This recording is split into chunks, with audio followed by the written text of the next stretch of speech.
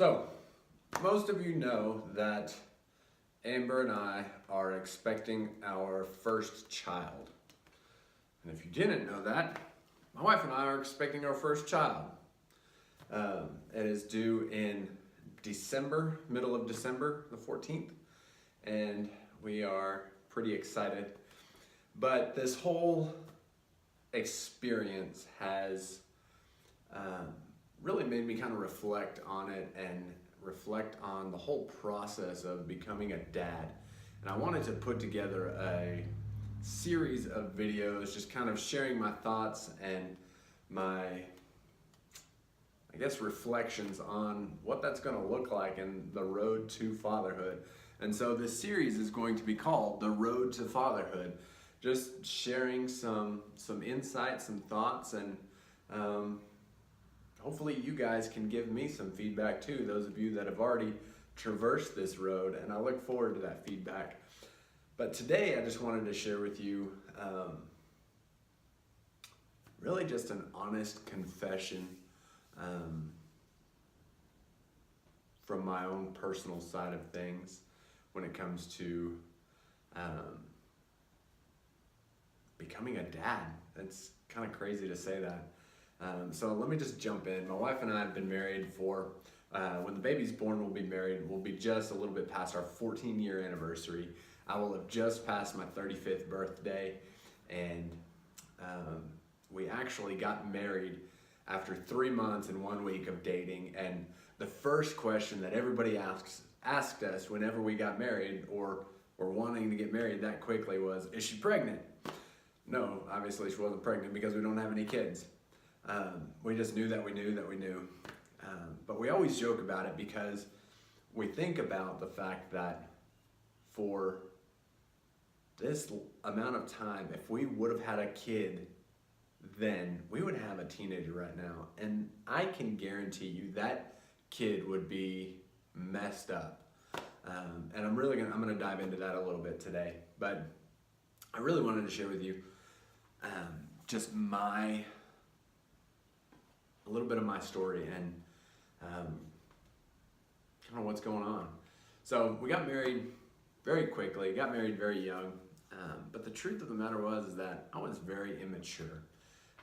But for the last 13 and a half years, neither of us have wanted kids. We had no desire to have a kid, and we really did not foresee having a child in the future. And this child is not an attempt to fix a problem. My wife and I have a wonderful marriage. We have a very healthy relationship, and this is just a new season for us. And actually, at the end of 2016, the Lord began to lay it on our heart at the same time that it was time to have a kid. And so we're really excited about having this kid. We knew we're planners, and so we planned to start trying to have a kid at the beginning of 2018, and lo and behold, here we are. We have a baby on the way. But really, I grew up in a broken home. My mom and dad got divorced when I was very young, and I did not and do not have a great relationship with my dad to this day. We talk, but we've just never had a great connection because for so many years there was a lot of tension and turmoil in our family because of the divorce and different things that have happened in our family. That's another thing for another time. But I lived with my mom, and my mom was very abusive to my brother and my sister and I. My brother received the worst of the physical abuse. Mine was physical and mental, emotional abuse. My sister received primarily the mental, emotional abuse. And so it was a very difficult home life. And this really played into, honest confession time, my fear of being a dad. I was really scared that I wasn't going to be good enough, that I wasn't going to know how to be a dad. And really, I still don't know how to be a dad, but I'm excited to figure it out now.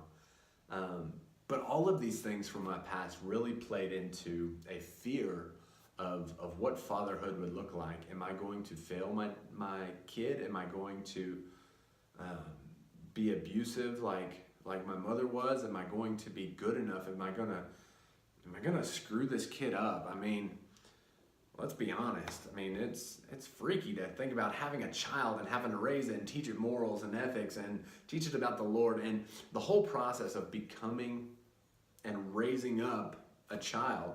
And so for all these years, it freaked me out, and I really had this major fear, but I can't even tell you when exactly it happened. It was just kind of one of those things that the Lord just kind of started to reveal and started to work on me with. And I really started kind of having this inner dialogue with the Lord, an inner revelation with the Lord about the fact that He has shown me how to be a dad. Because, I don't want to be cliche here, but God is a good father, and He's been good. And I look back over my 22 years of serving the Lord, and I realize that He's never once left me or forsaken me. He's never neglected me. He's never hurt me. He's always led me towards green pastures. Yeah, there's been times of having to go through the valley of the shadow of death and dealing with some major issues. But really, He's always been a good father. And when I look at my relationship with my own father, I do have a father wound that was there for many years, and that played into that fear of being a father. And I've written on the father wound. I'll put a link to that below, but it was very crippling for me and my personal story. And I really had to come to grips with gaining healing and understanding who the Lord says I am. But that coupled with just my abusive mom, but I'm thankful, going back to understanding who God is as a father, I'm thankful that the Lord brought men into my life to be surrogate fathers for me. There's countless men that I could name, but there's really three men that I'm really thankful for their fatherly influence in my life. My pastor growing up, Pastor Lynn Hancock, an incredible father, an incredible leader, an incredible pastor, has been an amazing mentor. While I was at his church, and then another major influence in my life, another major father figure was Steve Carpenter, and is Steve Carpenter. This man is still a surrogate father to me. Him and Patty are adoptive parents, I guess you could say. They've taken care of me, they have encouraged me, they've prayed for me. But Steve really treated me like a son, and he always encouraged me and told me that he loved me and told me that he was proud of me. And even to this day, when I see Steve, we always hug, and he says, "You know I love you, man. Do you know I'm proud of you?" And it's always just encouraging to have that affirmation from another father figure. And finally, the third major influence in my life for a father figure is my father-in-law. And from day one, he adopted me in as a son.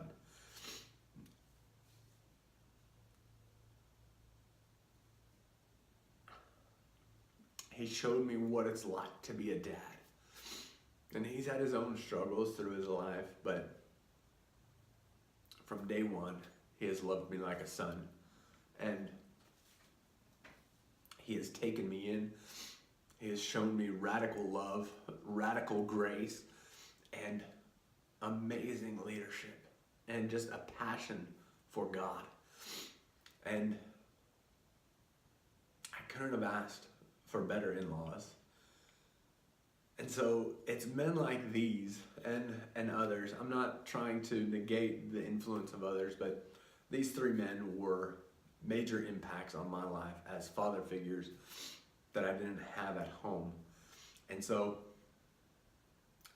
God began to reveal that to me, of just their influence on my life, of I know how to be a good father. I will know how to be a good father because these men have led the way.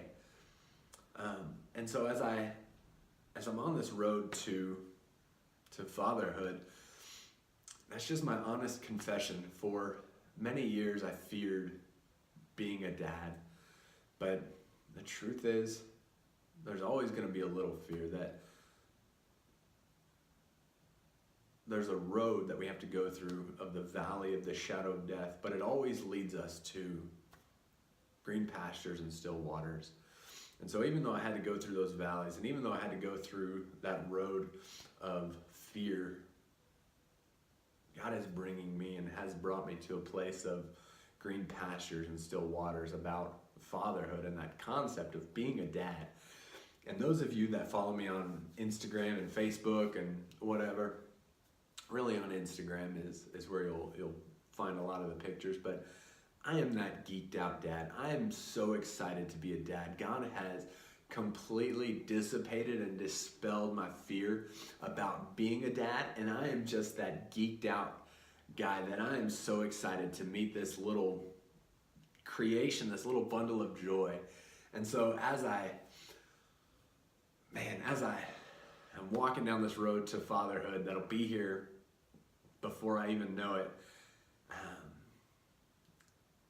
I just ask that you join me as we journey together.